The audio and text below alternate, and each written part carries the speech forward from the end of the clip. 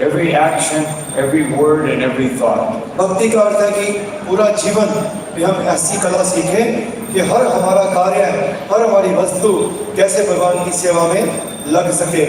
Until we come to the point, everything for Krishna, nothing for me. जब तक हम इस बिंदु पर नहीं आ जाते कि जो भी मैं करूंगा केवल कृष्ण के लिए करूंगा, स्वयं के लिए नहीं। When you come to that point, then you will get everything. जब इस पॉइंट को आप समझ लेते हो, तब आपको सब कुछ मिल जाता है। Because you will get Krishna and everything is within Krishna. क्योंकि आपको कृष्ण मिल जाते हैं, कृष्ण जिसको मिल जाते हैं तो सब कुछ मिल जाता है। But when you want something in this world, you will end up with nothing. लेकिन आपको अगर इस भौतिक जगत की भौतिकताएं भुगतनी है तो अंत में क्या होगा? वास्तव में आपके पास कुछ भी नहीं बचेगा। So then, Lord Nrsimhadev, he was sitting and Prahlad in his lap, and he felt like a father.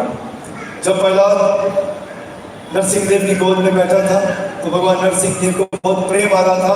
वो एक पिता के सुख का अनुभव कर रहे थे।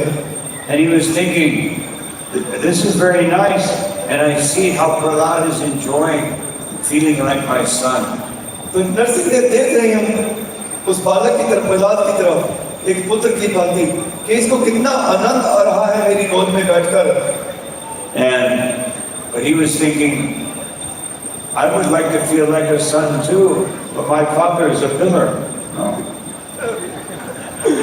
तो नरसिंह देव सोच रहे हैं कि इस अवतार में तो मेरा पिता तो खंबा ही है, मैंने खंबे से जन्म लिया, लेकिन मैं इस पिता के प्रेम का अनुभव नहीं कर पा रहा।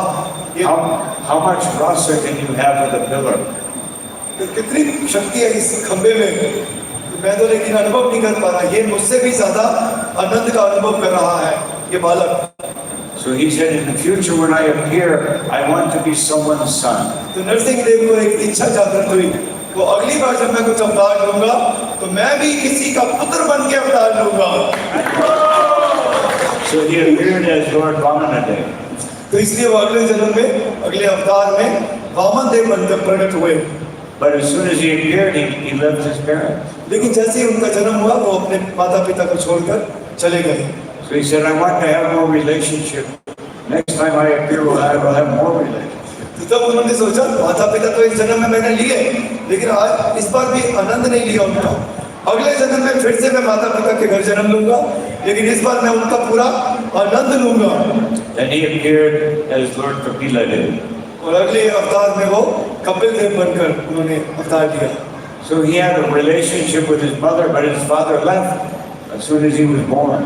तो जैसे ही कपिल देव का जन्म हुआ, हम जानते हैं उनके पिता शरीर छोड़ के चले गए, लेकिन उन्हें अपनी माता से बहुत मधुर प्रेम वाला संबंध बनाया। And instead of being cared for by his mother, he had to care for his mother. और उनकी माता उनको बहुत ध्यान रखती थी और वो अपनी माता का बहुत ध्यान रखते थे। So he said, next time I appear, I want to feel more relationship.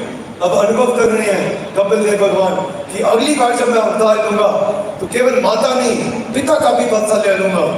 So he appeared as Lord Ramachandra. तो उसके बाद वो भगवान रामचंद्र बनकर अवतरित हुए। But when he appeared as Lord Ramachandra, he had a loving father and loving mothers. But when he went to the forest, his father left his body. तो उस जन्म में उन्होंने आनंद लिया कुछ वर्ष तक अपने माता और पिता का, लेकिन जैसे उनको वनवास मिला, वो वन में थे भगवान राम, और उसके पीछे आप जानते हैं उनके पिता का निधन हो गया, तो पूरा आनंद नहीं ले पाए, उनको कुछ अधूरापन लगा। So the next time he appeared, he thought, this time I want to have relationship my whole life with my mother and my father.